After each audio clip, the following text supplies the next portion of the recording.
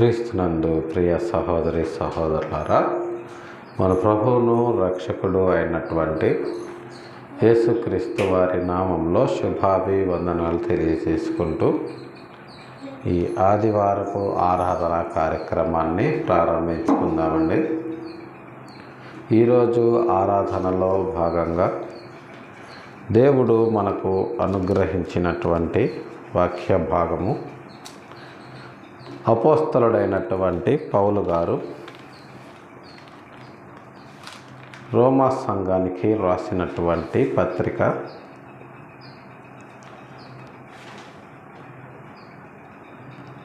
అపోస్తలుడైన పౌలు రోమీలకు రాసినటువంటి పత్రిక 8వ అధ్యాయము 19 వచనము నుండి 22వ వచనము వరకు ధ్యానిద్దాం. రోమా పత్రిక 8వ అధ్యాయము 19వ వచనము నుండి 22వ వచనము వరకు. దేవుని కుమారుల ప్రత్యక్షత కొరకు సృష్టి మిగుల ఆశతో తేరి చూచుచూ కనిపెట్టుచున్నది.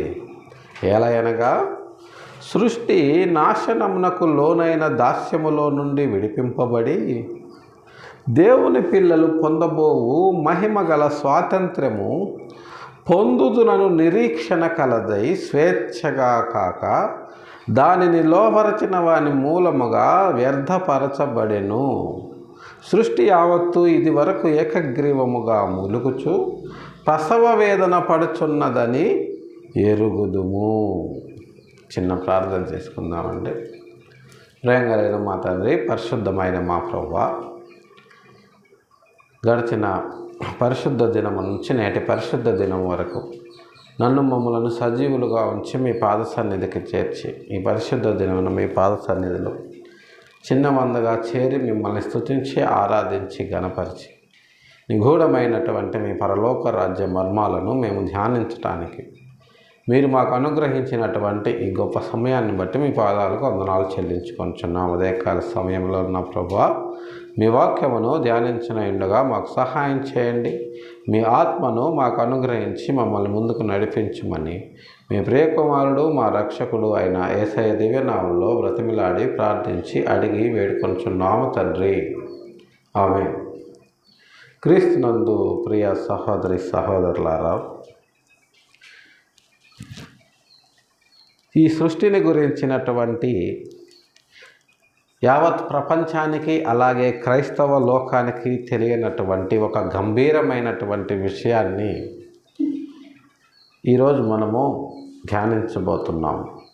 దీనికి దేవుని యొక్క మనస్సు అనేటటువంటి టైటిల్ని కూడా మనము పెట్టుకోవచ్చు. ఎందుకంటే ఇందులో ఉన్నటువంటి విషయము, దాని సంగ్రహణ అలాగా మనకు ఉంటుంది. దేవుడు తన హృదయాన్ని మనకు పరిశుద్ధ గ్రంథము ద్వారా తెలియచేస్తున్నారు అని మనము అనుకోవచ్చు. అపోస్తలుడైనటువంటి పౌలు గారి ద్వారా సృష్టికర్త అయిన దేవుడు తన హృదయాన్ని మనకు ఈ రోమా పత్రిక ద్వారా తెలియజేస్తున్నాడని మనము అనుకోవచ్చు. వాస్తవానికి మన రక్షకుడైనటువంటి యేసుక్రీస్తు వారు ఎలా ఉంటారో కూడా పౌలు గారికి తెలియదు. కానీ యేసుక్రీస్తు వారిని పౌలు గారు ఎప్పుడూ కూడా చూచి ఉండలేదు. కానీ శిష్యులందరికంటే, అపోస్తలులందరికంటే ఆధ్యాత్మికంగా లేదా ఆత్మీయంగా పౌలు గారు యేసుక్రీస్తు వారికి చాలా దగ్గరగా వెళ్ళారు అనేటటువంటి స్టేట్మెంట్ని ఆయన స్వయంగా పౌలు గారు తన పత్రికల ద్వారా మనకిచ్చారు. అవి చదువుతుంటే కూడా మనకు ఆల్మోస్ట్ ఆయన్ని రీచ్ అయ్యారు అని అనిపించే విధంగా అంత గంభీరమైనటువంటి జ్ఞానాన్ని శాస్త్రవేత్తలకు, అలాగుననే హేతువాదులకు, అలాగుననే ఏ రకంగా అయినా సరే తన జ్ఞానముతో క్రీస్తు జ్ఞానాన్ని అడ్డగించుకోవాలనే వాళ్లకు నోరు తెరిచి ఖండించలేని విధముగా దేవుని యొక్క జ్ఞానాన్ని తన పత్రికల ద్వారా మనకు అందించినటువంటి మహోన్నతమైన వ్యక్తి, మహోన్నతమైనటువంటి దేవుని యొక్క అపోస్తలుడు అని పౌలు గారి గురించి మనము చెప్పుకోవచ్చు. ఆయన రోమా సంఘానికి రాసినటువంటి పత్రిక ద్వారా సృష్టిని గురించి దేవుడు తన మనస్సుని మనకు ఏ విధంగా తెలియచేస్తున్నారు అన్న విషయాన్ని మనం గమనించినట్లయితే చూడండి, 19వ అధ్యాయంలో దేవుని కుమారుల ప్రత్యక్షత కొరకు సృష్టి మిగుల ఆశతో తేరి చూచుచూ కనిపెట్టుచున్నది. దేవుని కుమారులు ప్రత్యక్షం అవ్వాలని, ఈ సృష్టి యావత్తు దేవుని కుమారులు అనుభవించాలని, ఈ సృష్టిలో ఉన్నటువంటి సారాన్ని దేవుని కుమారులు మాత్రమే అనుభవించాలి అని సృష్టి ఆశతో తేరి చూస్తూ కనిపెడుతుంది అంట. అంటే ఇప్పుడు సృష్టిలో ఉన్నటువంటి సారాన్ని అనుభవిస్తున్న వాళ్ళందరూ కూడా దేవుని కుమారులు కారు అని సృష్టికి తెలుసు. సృష్టికి తెలుసు కాబట్టి దేవుని చేత ఈ లోకమునకు పంపబడి ఈ ప్రకృతి యొక్క శరీరాన్ని ధరించుకొని శరీరాశ కోసము మాత్రమే వీళ్ళు ఈ సృష్టి యావత్తును తేరగా అనుభవిస్తున్నారు అని సృష్టి తెగ బాధపడిపోతుందంట. చూడండి, 22వ అధ్యాయాన్ని మనం 22వ వచనాన్ని మనము చూచినట్లయితే, సృష్టి యావత్తు ఇది వరకు ఏకగ్రీవముగా మూలుగుచు ప్రసవ వేదన పడుతున్నదని ఎరుగుదము. ప్రసవ వేదన పడుతున్నదంటున్నాడు సృష్టిని పౌలు గారు. సృష్టికి ప్రసవ వేదన పడవలసినంత అవసరం ఏమొచ్చింది? ప్రసవ వేదన అంటే అది ఎంత భయంకరంగా ఉంటుందో ఆడవాళ్లకు ప్రత్యేకంగా చెప్పనవసరం లేదు. దానిని లోక పరిభాషలో రెండవ జన్మ అంటారు. ఒక స్త్రీ ప్రసవ వేదన పడి ఒక పిల్లవాడిని కనినప్పుడు ఆమె రెండవ జన్మెత్తింది అంటారు. అంటే అంతగా వేదనకరమైన పరిస్థితుల్లో ఒక స్త్రీ బిడ్డను ప్రసవించవలసి వస్తుంది. దానిని దృష్టాంతంగా ఉపమానముగా పౌలు గారు చెప్తున్నారు. అంటే అంత బాధపడుతుంది సృష్టి యావత్తు కూడా దేవుని కుమారుల ప్రత్యక్షత కొరకు. అంటే ఇంతలా సృష్టి బాధపడిపోవటానికి కారణం ఏమిటి? ఎందుకు సృష్టి ఎంతలా బాధపడుతుంది? ప్రసవ వేదన పడేంతలా సృష్టి బాధపడాల్సినంత అవసరం ఏమొచ్చింది సృష్టికి అని మనం ఆలోచించినట్లయితే, సృష్టిని దేవుడు ఎలా చేశాడు అని మనం ఆలోచిస్తే, ఏలయనగా 20వ వచనంలో, ఏలయనగా సృష్టి నాశనమునకు లోనైన దాస్యములో నుండి విడిపింపబడి దేవుని పిల్లలు పొందబోవు మహిమ గల స్వాతంత్ర్యము పొందుదునను నిరీక్షణ గలదై. దేవుని పిల్లలు మహిమ పొందబోవు మహిమ, దేవుని పిల్లలు మహిమ పొందబోతున్నారు. దేవుని పిల్లలు మహిమ పొందబోయినప్పుడు నాకు స్వాతంత్రం వస్తుంది అని సృష్టి మనకు చెప్తుంది ప్రియులారా. ఎందుకంటే ఈ సృష్టి దాస్యమునకు లోనయ్యింది. ఎవరి దాస్యానికి లోనయ్యింది అంటే సృష్టికర్త అయిన దేవుని దాస్యానికి లోనయ్యింది. సృష్టికర్త అయిన దేవుడు సృష్టిని ఒక పని నిమిత్తము నియమించాడు. ఏ పని నిమిత్తము అంటే తన కుమారులకు సేవ అందించటానికి. ఆయన ప్రతిరూపాలుగా ఈ భూమి మీద పుట్టినటువంటి మనకు ఈ సృష్టిని దాసులనుగా చేశాడు. అందుకనే పౌలు గారు దాస్యమునకు లోనైనటువంటి అనే మాటను అక్కడ వాడటము జరిగింది. చూడండి, నాశనమునకు లోనైన దాస్యములో నుండి విడిపింపబడి. ఇది ఒకరోజు విడిపింపబడాలి ఈ సృష్టి. ఎందుకు విడిపింపబడాలి అంటే, ఈ సృష్టిని దేవుడు ఎలా చేశాడు అంటే, ఏదైనా ఒక పదార్థాన్ని చేయాలంటే దానికి మూల కణం ఒకటి ఉంటుంది. ఉదాహరణకు మనకు భోజనం కావాలి అంటే మనము అన్నం వండుకోవాలి. అన్నం వండుకోవడానికి కావలసినటువంటి మూల పదార్థము రైస్, బియ్యము. బియ్యం ఉంటేనే మనము అన్నం వండుకోగలము. బియ్యం లేకుండా మనము అన్నము ఎట్టి పరిస్థితుల్లోనూ వండుకోలేము. అంటే బియ్యము, మనకు అన్నము కావాలి అంటే దానికి కావలసినటువంటి మూల పదార్థము బియ్యం. అలాగుననే ఈ రోజున సృష్టి యావత్తు కూడా మన ముందు మనం అనుభవించటానికి అనుకూలంగా మార్చబడి రెడీగా ఉంది. అంటే దేవుడు మనకు కావలసినటువంటి అన్నాన్ని వండేసి రెడీగా ప్లేట్లో పెట్టి మన ముందు ఉంచాడు. అలా ఈ సృష్టిని చేయటానికి కూడా ఒక మూల పదార్థాన్ని దేవుడు ఉపయోగించాడు. ఒక మూల పదార్థాన్ని దేవుడు ఉపయోగించి యావత్ సృష్టిని చేశాడు. ఆ మూల పదార్థం ఏమిటి అంటే దేవుని యొక్క దూతలు. దేవుని యొక్క దూతలను ఉపయోగించుకొని ఈ యావత్ సృష్టిని మన సృష్టికర్త అయిన దేవుడు సృజించాడు అన్న విషయాన్ని ఇక్కడ మనము గుర్తుపెట్టుకోవాలి ప్రియులారా. ఆకాశము కలుగుగాక, భూమి కలుగుగాక అంటే అవి వాటంతట అవే వచ్చాయి. ఎందుకు వచ్చాయి అంటే ఆ మాటలో ఉండే శక్తి అలాంటిది.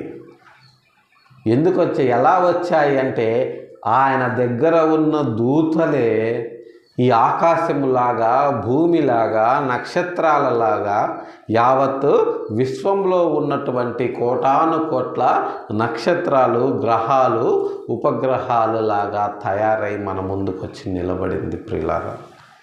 కాబట్టి ఈ యావత్ సృష్టి కూడా ఆయన తన దూతలనే ఎలిమెంట్లను ఉపయోగించి తయారు చేసి మనకిచ్చాడు. ఈ తయారు చేయబడినది దాస్యమునకు లోనయింది. ఎవరి దాస్యానికి లోనయింది అంటే మీరందరూ కూడా నా కుమారుల కొరకు మీరు పనిచేయాలి. ఎంతవరకు అంటే నేను చెప్పేంత వరకు. అది 1000 సంవత్సరాలు కానీ, 10,000 సంవత్సరాలు కానీ, 1,000,000 సంవత్సరాలు కానీ, 10 కోట్ల సంవత్సరాలు కానీ, ఎన్ని సంవత్సరాలైనా సరే నేను చెప్పేంత వరకు నా కుమారుల కొరకు మీరు పని చేయాలి అని మనకు దాసులనుగా ఈ యావత్ సృష్టిని చేసిచ్చారు మన రక్షకుడైనటువంటి, సృష్టికర్త అయినటువంటి దేవుడు.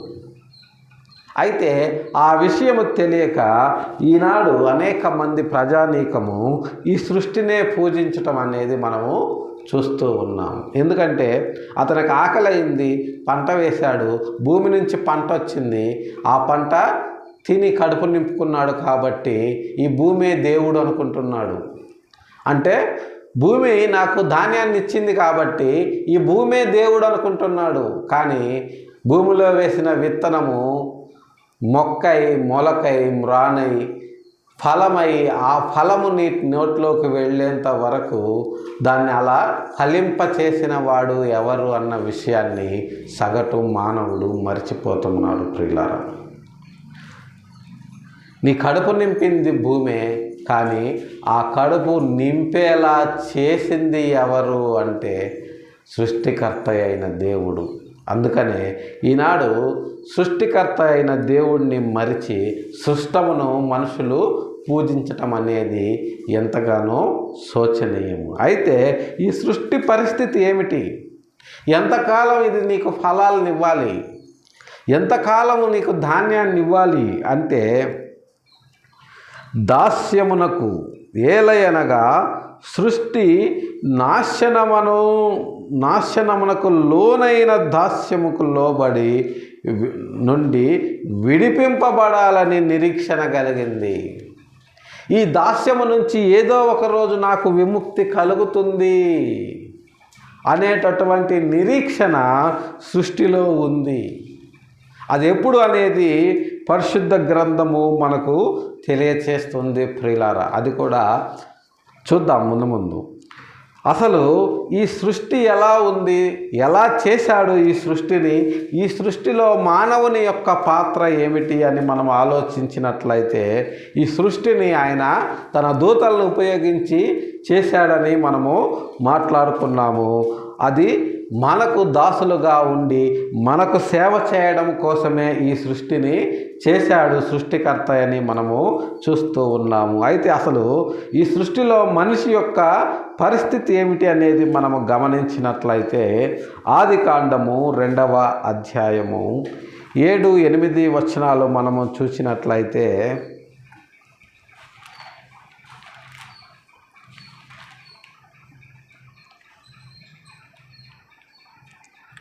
దేవుడైన యెహోవా నేల మంటితో నరుని నిర్మించి వాని నాసికారంధ్రములలో జీవవాయువును ఊదగా నరుడు జీవాత్మ ఆయెను. చూడండి, చాలా సంక్లిష్టమైనటువంటి వచనం ఇది.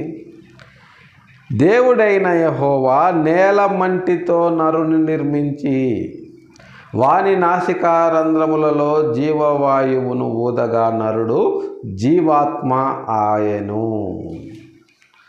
ఇక్కడ నరుణ్ణి ఆయన నిర్మించాడు. ఎలా నిర్మించాడు అంటే నేల మంటితో నిర్మించాడు అని మనము ఎన్నోసార్లు మాట్లాడుకున్నాము. కానీ ఆ నేల ఏంటంటే ఆదిగా మన ఆది తండ్రి అయిన ఆదాము గారు నివసించినటువంటి ఏదెను తోట అయితే కాదు ప్రియులారా. ఏదెను తోటలో ఉన్న నేలతో ఆదాము గారిని దేవుడు నిర్మించలేదు. మామూలుగా ఉన్నటువంటి నేలలోనే ఆదాము గారిని నిర్మించారు. నేల మంటితో ఆదామును నిర్మించారు. తరువాత వాని నాసికారంధ్రములలో జీవవాయువును ఊదారు. అప్పుడు నరుడుగా ఉన్నటువంటి వాడు జీవాత్మ అయ్యాడు. నేల మంటితో నరుణ్ణి నిర్మించాడు. నేల మంటితో నరుణ్ణి నిర్మించినప్పుడు అతను కేవలము నరుడుగానే ఉన్నాడు. నరుడుగా అంటే ఈ సృష్టిలో ఇతర జంతువులు ఎలాగైతే ఉన్నాయో మనిషి కూడా ఆ జంతువులలో ఒక జంతువులాగానే ఉన్నాడు. కానీ ఆ తరువాత దేవుడు వాని నాసికారంధ్రములలో జీవవాయువును ఊదాడు. వాని నాసికారంధ్రములలోకి ఎప్పుడైతే దేవుడు జీవవాయువును ఊదాడో అప్పుడు నరుడు జీవాత్మ అయ్యాడు. అప్పటి వరకు నరుడులాగా ఉన్నాడు. ఆ నరుడులాగా ఉన్నటువంటి ఆ వ్యక్తి తరువాత నరుడులాగా కాకుండా జీవాత్మలాగా అయ్యాడు. అంటే వివేచన కలిగిన వాడుగా అయ్యాడు. మంచి చెడులు ఆలోచించే తెలివి కలవాడిగా అయ్యాడు. అంటే సృష్టిలో ఉన్నటువంటి జంతువుల కంటే అత్యంత తెలివి కలిగిన వానిగా, వివేచన కలిగిన వానిగా, జీవాత్మగా అయ్యాడు అనేటటువంటి విషయాన్ని పరిశుద్ధ గ్రంథము తెలియచేస్తుంది ప్రియులారా. జీవాత్మగా నరుడు అయిన తరువాతే దేవుడైన యెహోవా తూర్పున ఏదెనులో ఒక తోట వేసి తాను నిర్మించిన నరుణ్ణి దానిలో ఉంచెను. ఏదెను తోటలో నిర్మించలేదు. ఆయన సాధారణంగా ఉన్నటువంటి నేలలోనే ఆయన్ని నిర్మించాడు. నిర్మించిన తరువాత జీవవాయువును ఊది జీవాత్మగా చేశాడు. ఎప్పుడైతే నరుడు జీవాత్మగా మారాడో అప్పుడు ఆ నరుణ్ణి తీసుకొని వెళ్ళి తూర్పున ఏదెనులో ఒక తోట వేసి తాను నిర్మించిన నరుణ్ణి దానిలో ఉంచాడు. అందరము ఆదాము గారిని ఏదెను తోటలో ఉన్న భూమితోటే నిర్మించాడు అని అనుకుంటారు ప్రియులారా. కానీ వాస్తవం ఏంటంటే పరిశుద్ధ గ్రంథం ఏమని తెలియజేస్తుందంటే ఆదాము గారిని నిర్మించిన నేల, తరువాత ఆదాము గారు నివసించిన ఏదెను తోట రెండు ఒకటి కాదు. ఆదాము గారిని నిర్మించిన నేల ఇప్పుడు మనము నివసిస్తున్నటువంటి నేల. కానీ ఆదాము గారిని ఉంచినటువంటి ఏదెను తోట అది భూమికి సంబంధం లేనిది. అది మూడవ ఆకాశము, అంటే అది పరదైసు అని చెప్పుకోవచ్చు. జీవాత్మగా ఉన్నప్పుడు ఆయన పరదైసులో నివసించాడు. పరదైసులో నివసిస్తూ తన ఆత్మలో ఉన్న జీవాన్ని కోల్పోయాడు. ఎలా కోల్పోయాడు అనేది మనకందరికీ తెలుసు. ఆజ్ఞాతిక్రమము చేసి సాతాను యొక్క మోసపూరిత మాటలకు అవ్వ మోసపోయి ఆమె పండు తినింది. తర్వాత ఆదాము గారు తినాల్సి వచ్చింది. ఆ విధంగా ఇద్దరు కలిసి ఆజ్ఞాతిక్రమము చేసి ఈ జీవాత్మను కోల్పోయారు. జీవాత్మను ఎప్పుడైతే వాళ్ళు కోల్పోయారో దేవుడు వెంటనే వారిని ఏదైనా వనములో నుంచి గెంటివేయటము మనము చూస్తూ ఉన్నాము. ఎందుకంటే జీవాత్మ లేని వారు పరదైసులో ఉండరు ప్రియులారా. దేవుడు ఉండనివ్వడు. చూడండి 3వ అధ్యాయం, అదే ఆదికాండము 3వ అధ్యాయము 23-24 వచనాలను మనము గమనించినట్లయితే, దేవుడైన యెహోవా అతడు ఏ నేల నుండి తీయబడెనో దాన్ని సేద్యపరచుటకు ఏదెను తోటలో నుండి అతన్ని పంపివేసెను.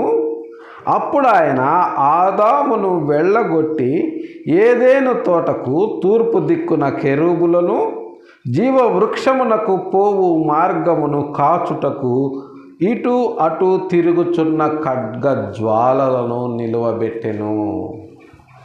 వాళ్ళు ఆ జీవాత్మను ఎప్పుడైతే కోల్పోయారో మంచి చెడుల వివేచన చేయగలిగే శక్తి, తెలివితేటలైతే వాళ్ళకు వచ్చాయి. కానీ దేవుడిచ్చినటువంటి జీవాత్మను వాళ్ళు కోల్పోయారు.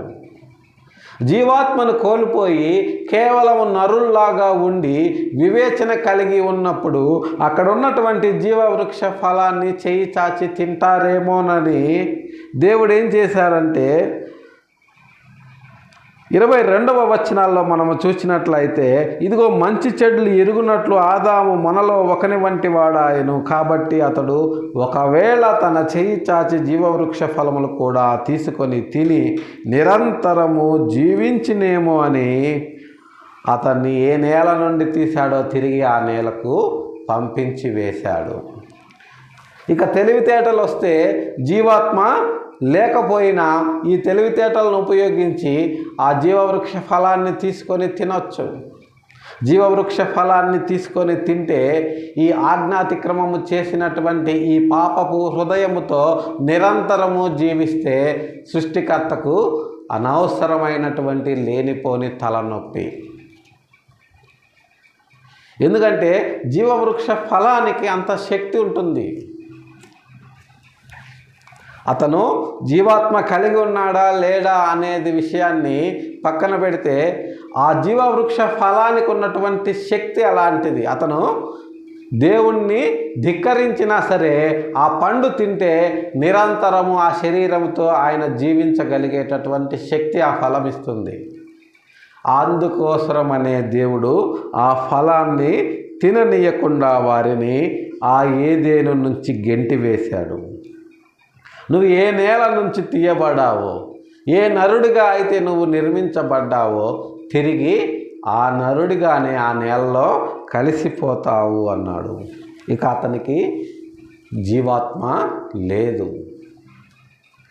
ఆ కోల్పోయినటువంటి జీవాత్మను, ఆ ఏదెనులో కోల్పోయినటువంటి జీవాన్ని, ఏదెనులో కోల్పోయినటువంటి జీవాత్మను తిరిగి తీసుకురావడానికి ఆయన తన ప్రియ కుమారుణ్ణి పంపించినట్లుగా పరిశుద్ధ గ్రంథం మనకు తెలియచేస్తుంది ప్రియులారా.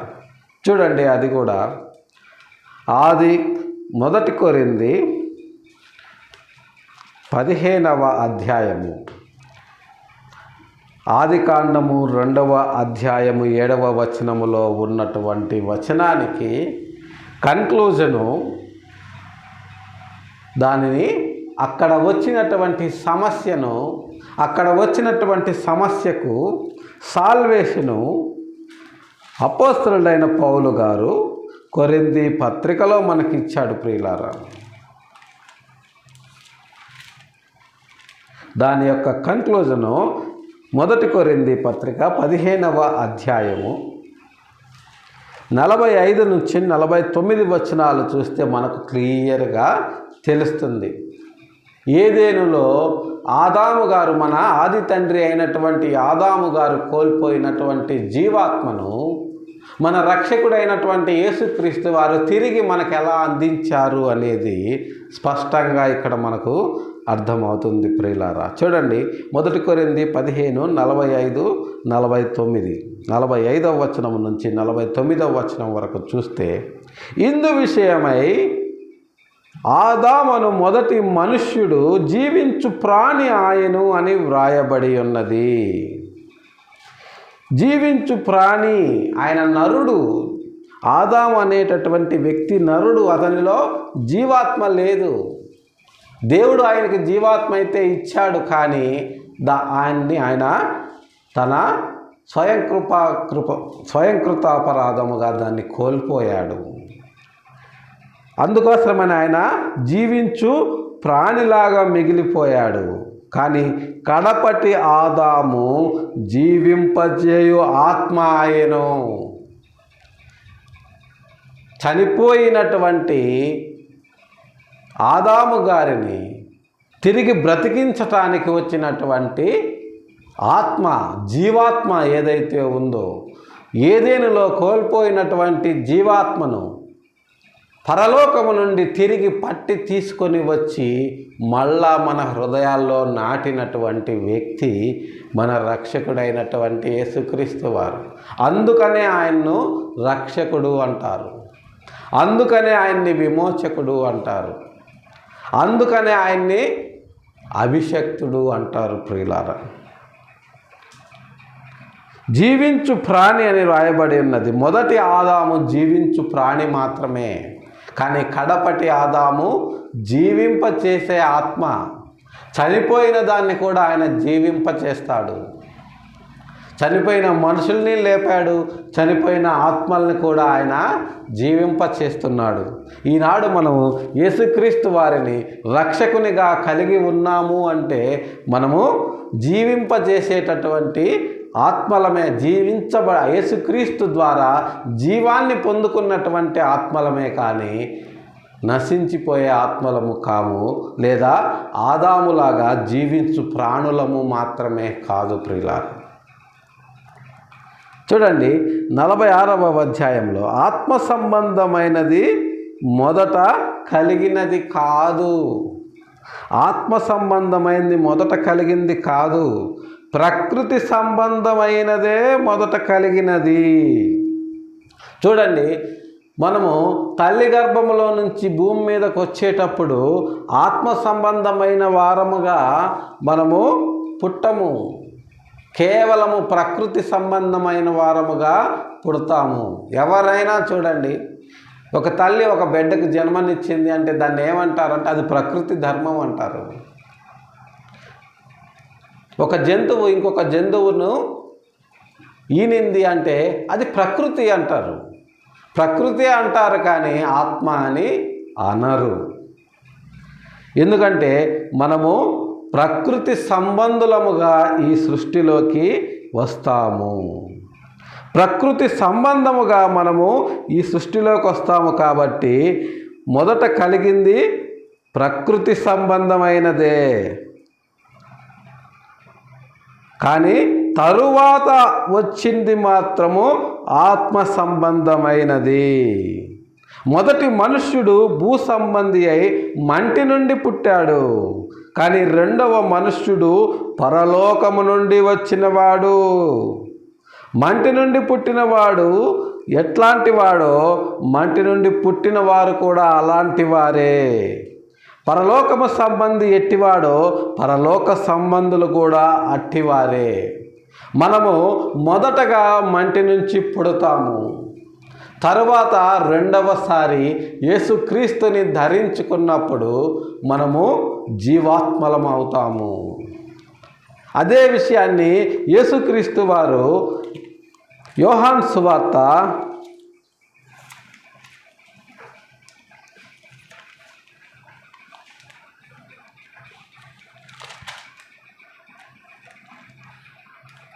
3వ అధ్యాయములో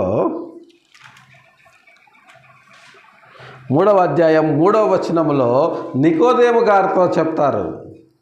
అందుకు యేసు అతనితో, ఒకడు క్రొత్తగా జన్మించితేనే కానీ అతడు దేవుని రాజ్యమును చూడలేడని నిశ్చయముగా నీతో చెప్పుచున్నాను. నేను క్రొత్తగా జన్మించాలి, నూతనంగా తిరిగి జన్మించాలి. నూతనంగా జన్మించాలి అంటే తల్లి గర్భంలో నుంచి రావడము కాదు, యేసుక్రీస్తు ద్వారా నూతన జన్మ అనుభవమును పొందాలి. రెండవసారి జన్మించాలి. ఎలా అంటే నీటి మూలముగా ఆత్మ మూలముగా జన్మించాలి. దాన్నే మనము బాప్తిస్మము అంటున్నాం ప్రియులారా. బాప్తిస్మములో నూతన జన్మ ఉంది. మన పాత జీవితము, మనం ఎలాగైతే ఈ ప్రకృతి సంబంధమైన వ్యక్తిగా ఈ భూమి మీదకు వచ్చి ప్రకృతి సంబంధమైన వ్యక్తిగా ఈ భూమిలో మనము పెరిగి ప్రకృతి సంబంధమైన వ్యక్తిగా ఈ భూమిలో ఉన్నామో, ఈ ప్రకృతి సంబంధమైన వ్యక్తిని బాప్తిస్మములో నీళ్లలో పాతిపెట్టి నూతనంగా క్రీస్తును ధరించుకున్న వారముగా మనము తిరిగి లెగుస్తాము. దీనిని నూతన జన్మ అంటాము, రెండవసారి జన్మించటము అంటాము. ఇదే విషయాన్ని యేసుక్రీస్తు వారు నికోదేము గారితో చెప్తున్నారు ప్రియులారా. నూతనంగా జన్మించినప్పుడు మనము జీవింపజేయు ఆత్మను కలిగి ఉన్న వారముగా అవుతాము. ఇలాంటి వారి కోసమే ప్రకృతి తేరి చూచుచు కనిపెట్టుచున్నది. ఇలాంటి వారి కొరకు నిరీక్షణ కలిగి ఉన్నది. ఇలాంటి వారు వచ్చి దాస్యము నుంచి తనను విడిపిస్తారనేటటువంటి నిరీక్షణతో ప్రకృతి ప్రసవ వేదన పడుతూ ఉన్నదంటున్నారు ప్రియులారా పౌలు గారు. ఎందుకు ప్రసవ వేదన పడుతున్నది అంటే, ఇలాంటి నూతన జన్మ అనుభవము కలిగి జీవింపచేయు ఆత్మను కలిగిన వారు ఈ లోకములో ఈనాడు ఎంతమంది ఉన్నారు అంటే చాలా తక్కువ మంది ఉన్నారు. అందుకోసమనే ఈ ప్రకృతి ప్రసవ వేదన పడుతున్నది. లోకములో 800 పైచిలుకు కోట్ల మంది జనాభా ఉంటే ఈ నూతన జన్మ అనుభవమును కలిగినటువంటి వారు ఎంతమంది ఉన్నారు అంటే వాళ్ళు శేషమే. ఒక డివిజన్లో, ఒక భాగాహారములో ఒక అంకెను భాగించినప్పుడు వచ్చే భాగఫలము కంటే శేషము చాలా కొద్దిగా ఉంటుంది.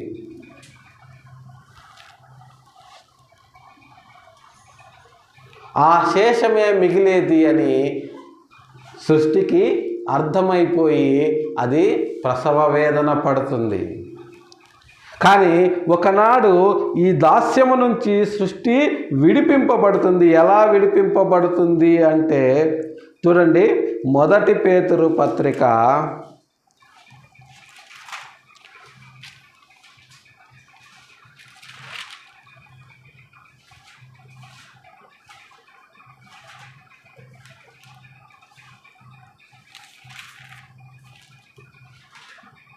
2వ పేతురు పత్రిక 3వ అధ్యాయము 10వ వచనాన్ని మనము గమనించినట్లయితే ఈ సృష్టి దాస్యము నుంచి ఎలా విడిపింపబడుతుంది అనే దానికి వివరణ పేతురు గారు మనకిచ్చారు ప్రియులారా. అయితే ప్రభువు దినము దొంగ వచ్చినట్లు వచ్చును.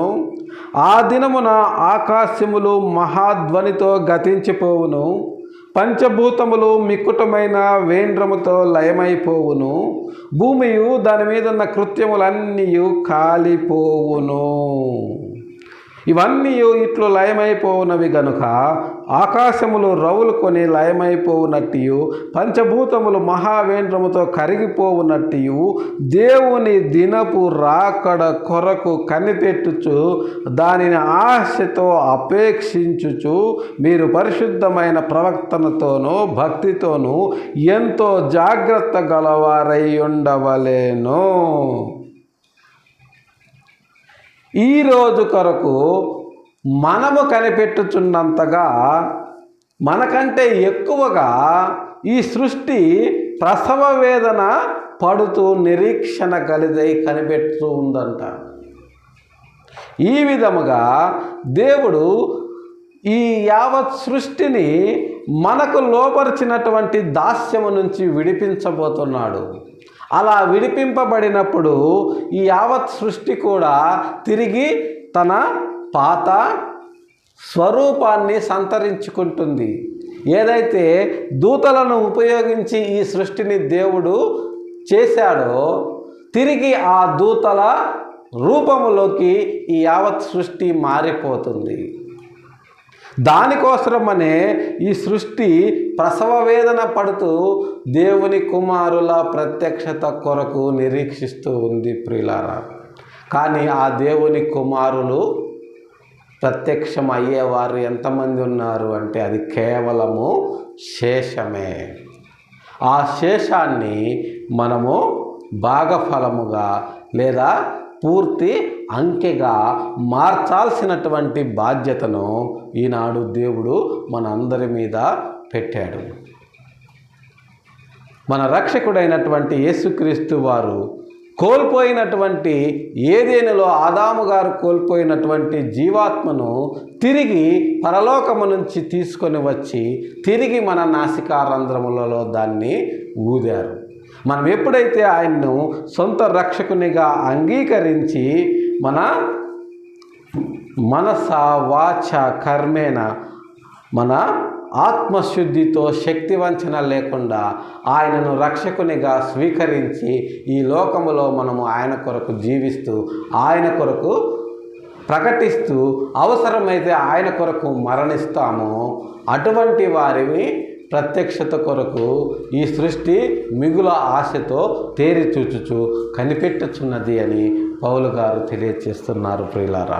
అలాంటి దేవుని కుమారులుగా మనము ఈ సృష్టిలో ప్రత్యక్షపరచబడాలని మన ప్రభువును రక్షకుడు అయినటువంటి యేసుక్రీస్తు వారి నామంలో ప్రేమపూర్వకంగా తెలియజేస్తూ ఈ కొద్ది మాటలు దేవుడు మన వెనికిడిలో దీవించినట్లు ప్రార్థన చేసుకుందాం.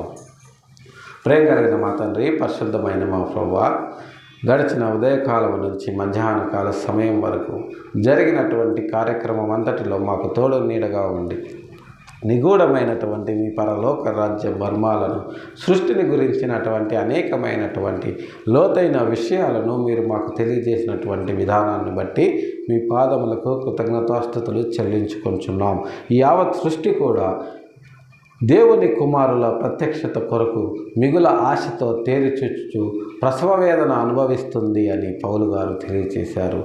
ఆ ప్రసవ వేదనల నుంచి ఈ సృష్టిని నా ప్రభువా తొలగించటానికి ఆ మా దాస్యమును ఈ మనుషులకు అందజేసినటువంటి ఈ దాస్యము నుంచి ఈ సృష్టికి విముక్తి కలిగించేలా మేము ఈ లోకంలో పనిచేయటానికి మీరు మాకు కావలసినటువంటి జ్ఞానాన్ని, శక్తిని, బలమును అనుగ్రహించినటువంటి మీ ప్రేమ కొరకై మీ పాదములకు కృతజ్ఞతాస్తుతులు చెల్లించుకుంటున్నాం.